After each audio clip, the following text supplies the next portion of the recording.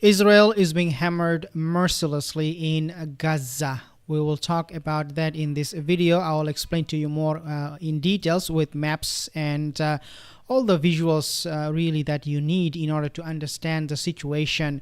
But before I give you all of the updates, just to remind you guys, most of my viewers are not subscribed to my channel. If you happen to be one of them, consider subscribing. Let's take a look at this particular map, then you will know what I will say next. So this is as you can see, this is the Qatana area. This is the province, and this province, the reason I'm showing this is because this province is just 25 kilometers away from Damascus. I want to actually zoom out from here so you can see where Damascus is. As you can see, Damascus right here is Qatana, and Damascus is right here. And if you zoom out more, again, you can see from Qatana to Damascus doesn't take much long, maybe 20 minutes or maximum half an hour drive. Why I'm showing this particular map? Well, let me actually put it in that format. So again, Qatana, and then you have Damascus, very close to each other. If you want, you can even walk there. Literally, this is how close they are. But nevertheless, why am I mentioning this is because this is where the Zionist forces are at the moment. We do not have any update after we have reported that they are already there in Qatana. But the last update that I have looks like they're facing some pushback from the Syrian rebels. I will actually mention to you in a second why I'm saying that they're facing pushback. But for now, just assume that they are here, and there is actually a report that backs it up that came just a few hours ago. Basically, this report is suggesting that Zionist Israeli occupation troops reach Damascus doorstep, making use of Syria's unsettled situation. We know they will do this, and as a reaction, we know that the Syrian government, they are now sending letters to different countries, including United Nations, asking them to have Israel stop this kind of land grab in Syria. But of course, we already know what the reaction would be of these Zionist forces. They cannot help themselves when it comes to grabbing lands, stealing lands. This is something inbuilt in them. We'll talk about this, how the rebel is reacting in a second, but let me tell you this. So Syria's interim government wrote to the United Nations over seizure of lands by Israeli army, which followed its aerial strike. Syria said this is a serious violation of 1974 armistice agreement between both countries. And this is the first step, perhaps, hopefully not the last one, but I do have some more updates. That way we'll know that they are not just keeping it quiet after writing a letter to them. What they are doing now is this. So the Damascus countryside has been an important staging post. The one I showed you guys, the map, take a look at this map one more time. This map, and you can see Golan Heights and all of this region, this area close to Israel. These are very strategically important. So the land Israel is occupying right now, they are very, very important at the same time for wars. So in 1967 and also 1973 war, these two locations, the Golan Heights and also its surrounding areas, they were the most important location for the Syrian military to stage protest against Israel, to create a buffer zone, if you like, so that Israel will not be able to infiltrate and attack from within Syria.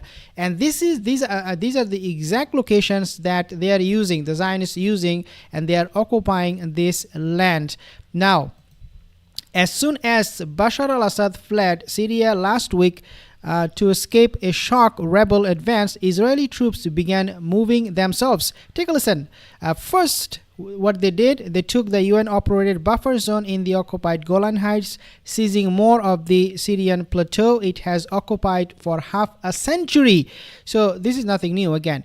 Then they spread out into Syria's adjacent Quneitra province before marching northwest towards Damascus pausing outside Katana, 25 kilometers from the capital. Again, this is what I just showed you guys on the map.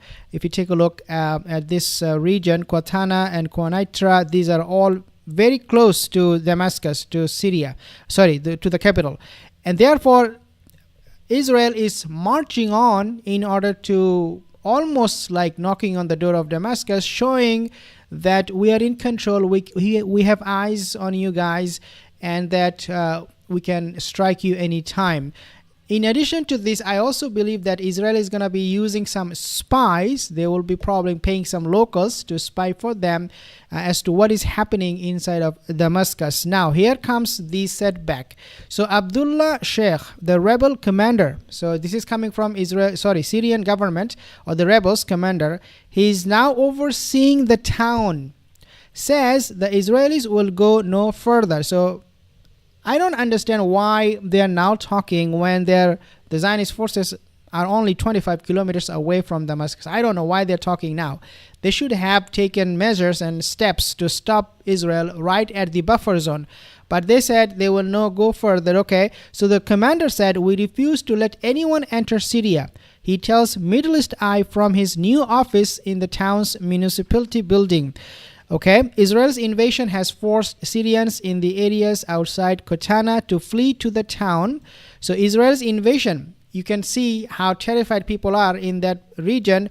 When they saw these forces, Zionist forces coming, the Syrians in the area outside Katana, they fled to the town. They went to Damascus. Sheikh said it has left people here unnerved. Okay, Israel wanted to enter the area. So this is what the commander is saying. He said Israel wanted to enter the area to maintain chaos. He says it probably wants Syria to remain weak. I mean, why you are making this kind of statements when we already know it, and you should know better, Commander Sheikh? Why are you saying all of these things now? It is, to me, already too late. The Syrian rebels have failed with this in this situation to deal with Israel miserably.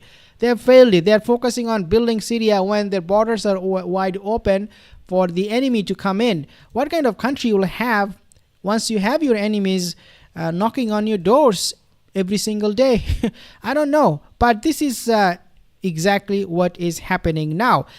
Having said that, though, Israel nevertheless is panicking. Why? Because Israeli military and intelligence chiefs have met with Egyptian officials in Cairo for urgent talks about regional stability following the overthrow of Bashar al-Assad's government in Syria.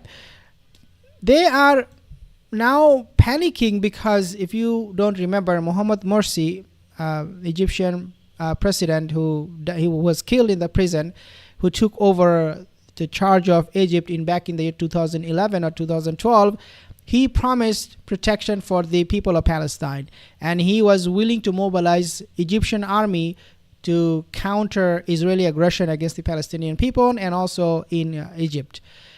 He's gone. So his party was the Muslim Brotherhood party. The Muslim Brotherhood, they want to destroy Israel, means they want to also protect the Palestinian, get rid of Israel and its influence, get rid of all the agreements they made, the historical agreements between Anwar Sadat, the Egyptian president who was assassinated. And now, because of this rebel, they have Muslim Brotherhood in them. So they're from the same gene, if you call that. Now the Zionists, they're panicking that perhaps these rebels with this Muslim Brotherhood ideology will be able to collaborate with the Egyptian protesters who are sympathetic to the Muslim Brotherhood, and then also in Jordan, that will make the situation in Jordan and Egypt so chaotic that these governments could be overthrown because of the Muslim Brotherhood, their activities and all that. And this is what makes UAE, Saudi Arabia, so terrified. The Muslim Brotherhood ideology, the same ideology that is being shared by Erdogan, the president of Turkey. And so the Zionists, they are now panicking, like if all of these countries, they adopt this ideology, or if they become the dominant power in these countries, the Muslim Brotherhood, then we are doomed, because all of them, they want our demise. That's how the Zionists see it. And so they are now going to Egypt, they are going to Jordan in order to stop this from happening.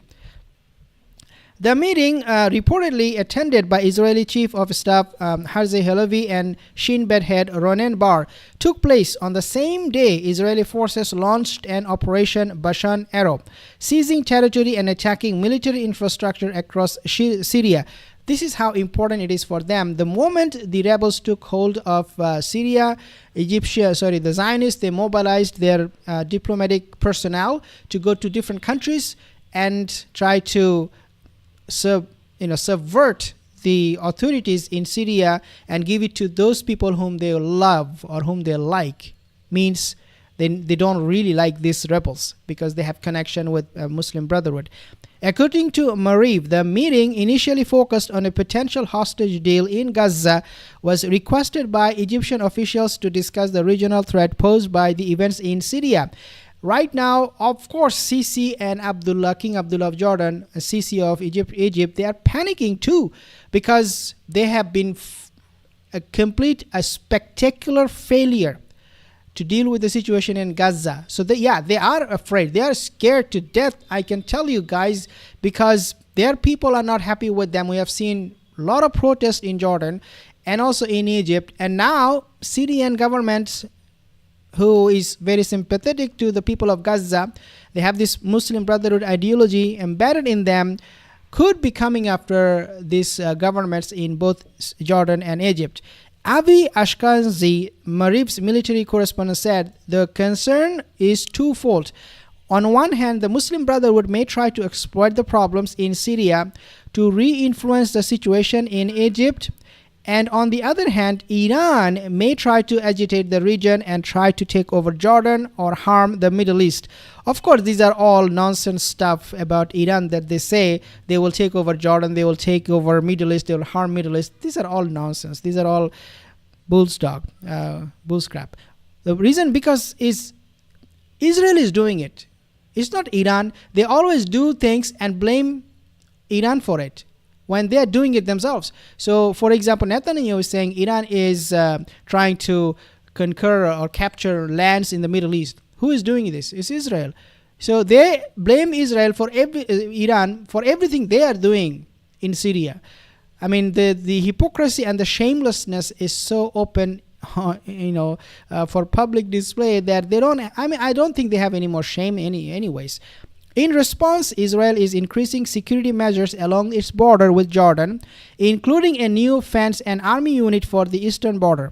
Concerns also remain that Syria's collapse could encourage activism in Gulf states like Saudi Arabia, Kuwait, and Bahrain. Basically, what they're saying is because of these rebels and their ideology of the Muslim Brotherhood, all of the Middle Eastern countries that we see today, they will turn against us, because the governments will fall. Remember, all of these governments in the Middle East, they are being set up by the Zionist state to protect Zionist interests. And of course, US is there for helping them financially, giving them a lot of money and keeping their mouth shut with the smell of dollar. But that could change because of this situation in Syria at the moment.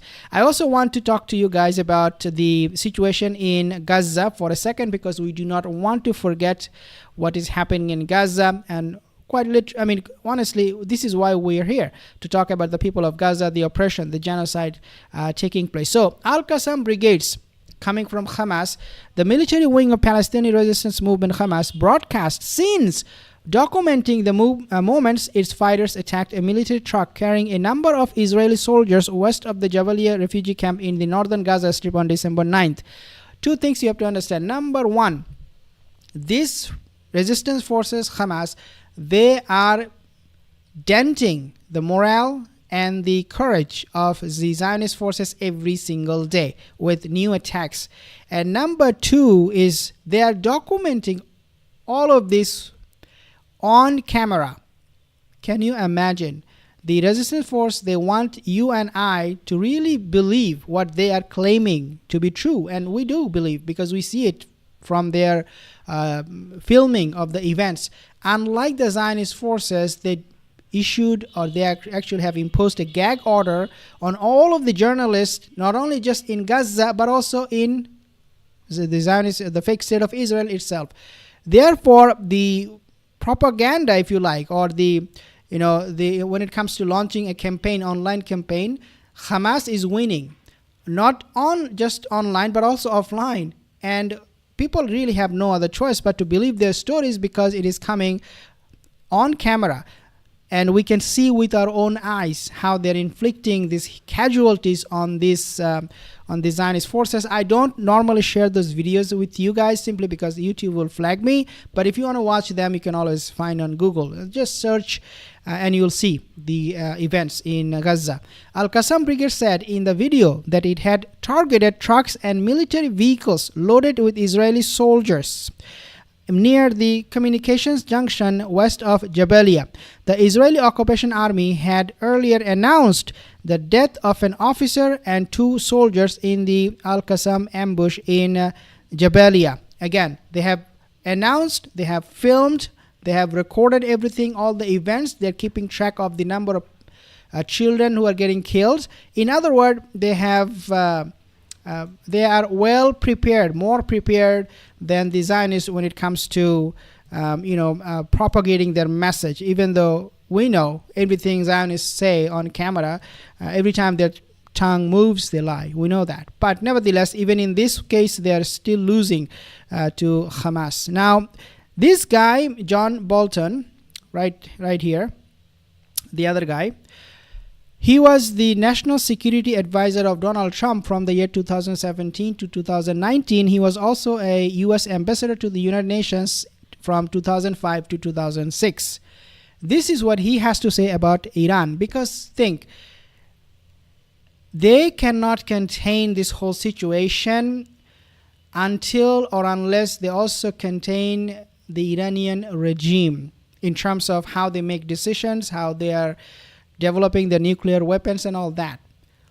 Right now, they see, including this guy, John Bolton, a great opportunity for the US and Israeli forces to get rid of all of those nuclear weapons in Iran. And this is what he's talking about. Let's take a listen.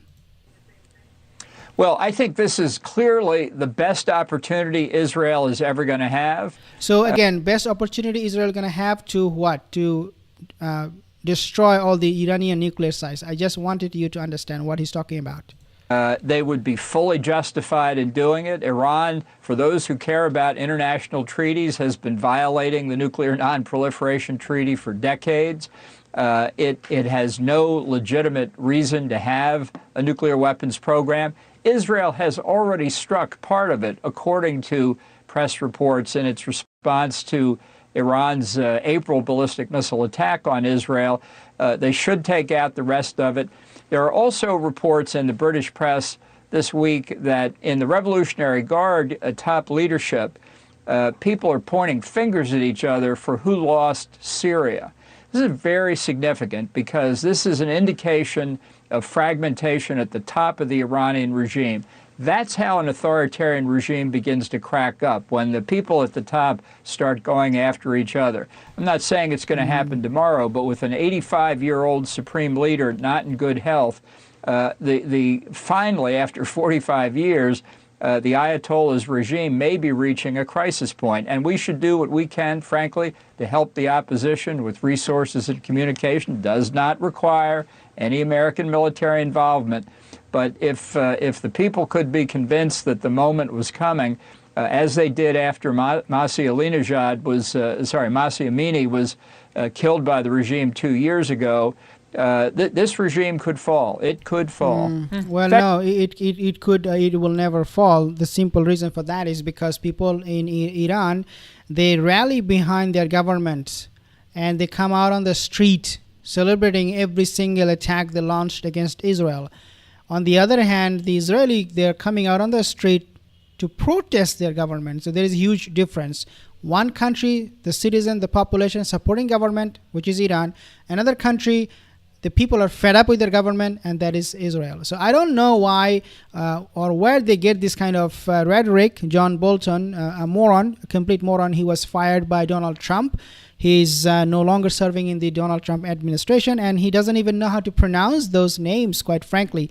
But they are the expert. They are the one who is feeding you in the Western countries, those people, they're feeding them with this kind of nonsense, complete BS every single day, hoping that they will bite. And for the most part, guys, unfortunately, people are buying it in those countries. But we are here to help you out with the situation, and hopefully you can see the truth through our videos, what we share here, because the only other source you have really is the Western mainstream media, and those are absolute bogus and filled with lies. Thank you so much for joining. See you in the next